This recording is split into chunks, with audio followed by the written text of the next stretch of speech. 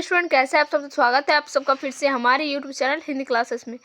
तो जैसे कि आप लोग देख रहे हैं, ये आपका क्लास 8 का साइंस का वीडियो रहने वाला है। ठीक है, तो वीडियो को शुरू से लेकर अंत तक देखिएगा। चैनल पर नहीं है, चैनल को सब्सक्राइब कर लीजिए, बेल नोटिफिकेशन को ऑन कर दीजिए, अपने फ्रेंड्स को भी ये वीडियो शेयर कर दीजिए। ठीक है, ये जो रहने वाला है आपके फाइनल बोर्ड एग्जाम के पॉइंट ऑफ व्यू से रहने वाला है, जो आप लोग का प्री बोर्ड होने वाला है पहले।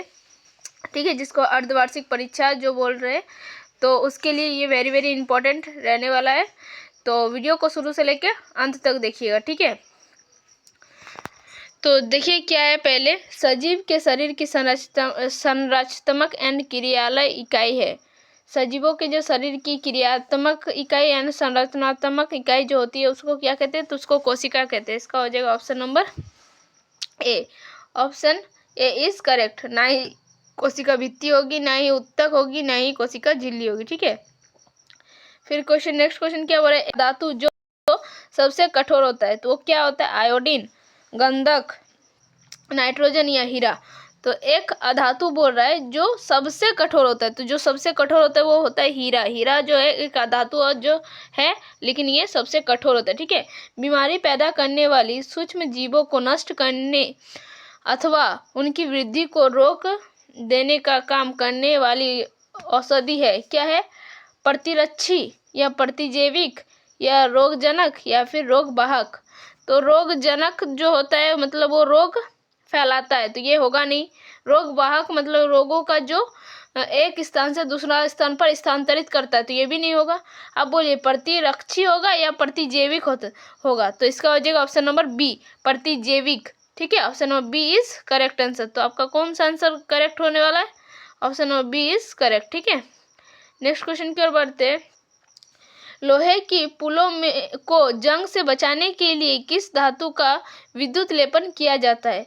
तो किसका विद्युत लेपन किया जाता है, लोहे के जो पुल होते हैं उसको जंग से बचाने के लिए, क्रोमियम, चांदी, जिंक या टिन। तो इसका कौन सा आंसर हो जाएगा, ऑप्शन नंबर सी, जिंक का लेप लगाया जाता है। ठीक है, लोहे की पुलों पर, जिससे वह जंग ना लगे। ठीक है, फिर क्या है, वृषण एवं अंडाशय द्वारा स्रावित हार्मोन कहलाते हैं। क्या होते हैं वो, कौन से हार्मोन होते हैं, लैंगिक हार्मोन होता है, इंसुलिन होता है, या फिर एड्रेनलिन होता है, या थायरोक्सिन होता है। तो वो होता है आपका लैंगिक हार्मोन। ठीक है, ये क्योंकि ये लिंग से संबंधित है ना, तो इसीलिए ये लैंगिक हार्मोन सीक्रेट करते हैं। गिरते हुए आम पर कौन सा बल लगता है। तो कौन सा बल लगता है, चुंबकीय बल, पेशीय बल, गुरुत्वाकर्षण बल या विद्युत बल। पेशीय बल हम किसी पर अगर खिंचाव का जो देखते हैं तो उसमें आपका पेशीय बल लगता है। ठीक है, चुंबकीय बल जैसे कि मैग्नेट में देखने को मिलता है। ठीक है, जैसे चुंबक जो होता है वो लोहे की छड़ को अपने, लोहे का जो थोड़ा छोटा छोटा कण होता है उसको अपनी ओर आकर्षित करता है, तो वो चुंबकीय बल हो गया। ठीक है, तो जो गिरते हुए जो आम पर जो बल लगता है उसे हम लोग गुरुत्वाकर्षण बल कहते हैं, जिसकी वजह से क्या होता है ना, हम ऊपर से जो भी चीज़ गिरती है वो ऊपर से अगर कोई चीज़ फेंका जाता है तो वो वापस जमीन पर आके गिरती है। ठीक है, तो वही होता है गुरुत्वाकर्षण बल। ठीक है, इसी के कारण होता है ये चीज़। कागज के कप में पानी डालकर गर्म करने पर क्या होगा। तो क्या होगा, अगर हम कागज के कप पर पानी डालकर गर्म करेंगे तो कागज का कप जल जाएगा, या फिर कागज का कप नहीं जलेगा, या कागज नीचे से फट जाएगा, या इनमें से कोई नहीं। तो इसका कौन सा आंसर जो है आपको सही लग रहा है, तो क्या होने वाला है बोलिए। तो ऑप्शन नंबर बी, कागज का कप नहीं जलेगा। पानी उसमें अगर डालिएगा ना तो कागज कभी भी नहीं जलेगा। ठीक है, तो इसका कौन सा हो जाएगा, option number B is correct. Next question, वह परिक्रम जिसके अंतर्गत कोई जीवधारी अपने जैसे दूसरे जीवधारियों को उत्पन्न कर सकता है कहलाता है, उसे क्या कहते हैं, उत्सर्जन। उत्सर्जन तो नहीं होगा। उत्सर्जन मतलब होता है एक्सक्रेशन, मतलब अपशिष्ट पदार्थों का बाहर निकलना। तो पोषण, पोषण भी नहीं होगा। अनुकलन, ये भी नहीं होगा। तो जनन, जनन ही एक ऐसा प्रक्रिया है जिसमें कोई एक जीवधारी अपने जैसे दूसरे जीवों को उत्पन्न कर सकते हैं। ठीक है, अपने जैसे संतति को जन्म देते हैं, इसी को हम लोग क्या कहते हैं, जनन। नेक्स्ट कहते हैं, इंद्रधनुष बनने के पीछे कौन सी प्रक्रिया निहित है। तो क्या होता है, किसकी वजह से इंद्रधनुष बढ़ता है? परावर्तन, अपवर्तन, वर्ण विक्षेपण या पश्व परावर्तन। तो इसका कौन सा हो जाएगा? ऑप्शन नंबर सी, वर्ण विक्षेपण की वजह से ही इंद्रधनुष का निर्माण होता है। Option number C is correct. रबी फसल का उदाहरण है, रबी फसल और एक होता है आपका खरीफ फसल। ठीक है, तो आपको पूछ रहे रबी फसल का उदाहरण है, तो रबी फसल का उदाहरण में क्या आता है? धान आता है, मक्का आता है, या गेहूं या सोयाबीन। तो इसका कौन सा हो जाएगा? Option number C. हम लोग जानते हैं रबी फसल में क्या आता है, गेहूं आता है, और खरीफ फसल में आपका धान, ठीक है, आता है। सूर्य का सबसे बड़ा ग्रह है, सूर्य का सबसे बड़ा ग्रह क्या है? पृथ्वी, बुध, बृहस्पति या शुक्र। तो कौन सा है? बृहस्पति जो है वो सबसे बड़ा ग्रह में आता है। ठीक है, नेक्स्ट क्वेश्चन की ओर देखते हैं। क्वेश्चन नंबर 12, ग्रह की परिक्रमा करने वाले खगोलीय पिंड को क्या कहते हैं? उपग्रह, तारा या उल्का पिंड या क्षुद्र ग्रह। तो ग्रह के चारों ओर जो परिक्रमा करते हैं उसे उपग्रह कहते हैं। क्या कहते हैं उसको? उपग्रह। Option number A is correct. ठीक है, नेक्स्ट क्वेश्चन की ओर बढ़ेंगे। जोरों की वर्षा के कारण मैदान गीला हो जाने पर बिना जूते पहने फुटबॉल खेल रहे खिलाड़ियों के लिए घर्षण क्या हो जाता है? घर्षण कम हो जाता है, घर्षण अधिक हो जाता है, कोई फर्क नहीं पड़ता, या ए और बी दोनों होगा।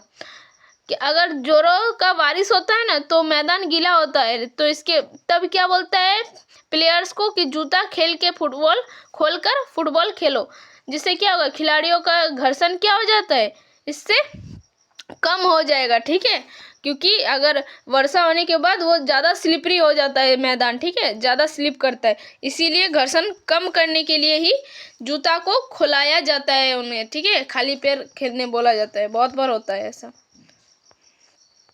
फिर क्या बोलता है, प्लास्टिक अपशिष्ट को पुनः चक्रित करने के लिए 4R सिद्धांत है।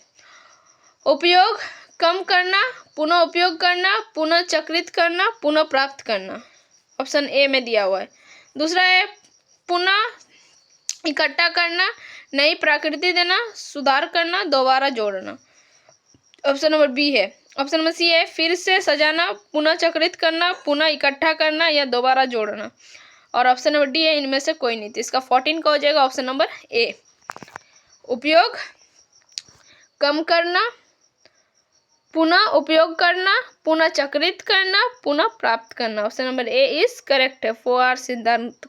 ठीक है, फिर क्या बोल रहे हैं, टीन के 2 डिब्बे और डोरी से बने खिलौना टेलीफोन से जब 2 व्यक्ति बोलने सुनने की क्रिया करते हैं तब एक दूसरे की बात सुनाई देती है। इनमें ध्वनि का संचार होता है वायु के माध्यम से, या डोरी के माध्यम से, या पानी के माध्यम से, या डब्बे के माध्यम से। तो किसके माध्यम से जो है वो ध्वनि संचार हो रही है, ये एक व्यक्ति से दूसरे व्यक्ति में पहुंच रही है, तो वो किसके कारण होता है? तो डोरी के माध्यम से, क्योंकि उनके बीच एक डोरी लगाया जाता है, 2 व्यक्तियों के बीच डोरी लगाया जाता है, और वो 2 ऐसे डब्बा जैसा रखते हैं दोनों साइड, और एक डोरी से उसको कनेक्ट करते हैं। ठीक है, जिससे क्या होता है, एक जन बोलते हैं तो दूसरा को ये बात, उसका बात सुनाई देता है। ठीक है, बहुत दूर तक। तो वो किसकी मदद से सुनाई देता है? डोरी की मदद से। ठीक है, नेक्स्ट क्वेश्चन की अब हम चलेंगे। निम्नलिखित में कौन सा कथन सही नहीं है? तो कौन सा कथन बोल रहा है सही नहीं है? समान विद्युत आवेश एक दूसरे को प्रतिकर्षित करते हैं। अगर सेम चार्जेस होगा, जैसे कि प्लस प्लस होंगे, तो एक दूसरे को क्या बोल रहे हैं? प्रतिकर्षित करते हैं। असमान विद्युत आवेश एक दूसरे को आकर्षित करते हैं। अब बोल रहा सही नहीं है, तो दोनों ही सही है। चालक धातुओं द्वारा विद्युत आवेश स्थानांतरित किया जाता है। और लास्ट जो बोल रहा है, समान विद्युत आवेश एक दूसरे को आकर्षित करते हैं। तो ये ऑप्शन नंबर डी जो है आपका इनकरेक्ट है। आपको बोल रहे सही नहीं है, मतलब गलत आपको चुनना है, तो ऑप्शन नंबर डी जो हो जाएगा वो सही हो जाएगा, क्योंकि ये बोल रहा है समान अगर चार्जेस होगा, समान विद्युत आवेश जो है एक दूसरे को आकर्षित करते, जो कि एकदम सरासर गलत बोला जा रहा है। ठीक है, 17 नंबर क्वेश्चन, झारखंड के अनेक जगहों पर भूमि के अंदर आर्सेनोपाराइट नामक खनिज पाए जाने के कारण भूमिगत जल किस तत्व से क्या है विषाक्त हो जाता है? तो जो पारासाइट होता है ये एक तरह का खनिज होता है, ठीक है, जो बोल रहा है झारखंड के जिससे क्या हो रहा है भूमिगत जो जल है, ठीक है, वो क्या हो रहा है विषाक्त हो जा रहा है। तो उसमें कौन सा ऐसा तत्व पाया जाता है ये आपसे पूछा जा रहा है, ठीक है, वो कौन सा तत्व है? तो आर्सेनिक, पारा, या फिर आपका क्या है फास्फोरस या सीसा? तो इसमें से कौन सा हो जाएगा? ऑप्शन नंबर ए, ठीक है, आर्सेनिक पाया जाता है, जिसकी वजह से क्या होता है भूमिगत जल जो है विषाक्त हो जा रहा है, ठीक है। रांची शहर हेतु वाहनों में उपयोग के लिए सबसे कम प्रदूषक ईंधन के रूप में किस ईंधन का चयन करेंगे? ठीक है, पेट्रोल का, डीजल का, या सीएनजी का, या फिर मिट्टी के तेल का? तो किसका उपयोग आप करना पसंद करेंगे? तो इसका हो जाएगा 18 का option number C, CNG gas का, ठीक है।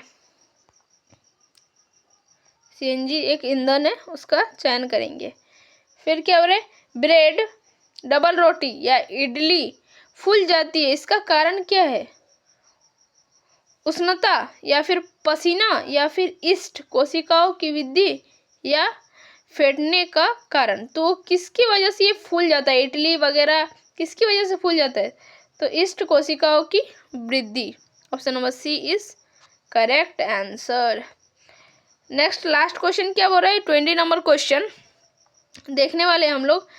सूक्ष्म जीवों द्वारा होने वाली ऐसे रोग जो एक संक्रमित व्यक्तियों से स्वस्थ व्यक्तियों में वायु, जल, भोजन या कायिक संपर्क द्वारा फैलते हैं, क्या कहलाते हैं? ऐसे रोगों को हम क्या कहते हैं?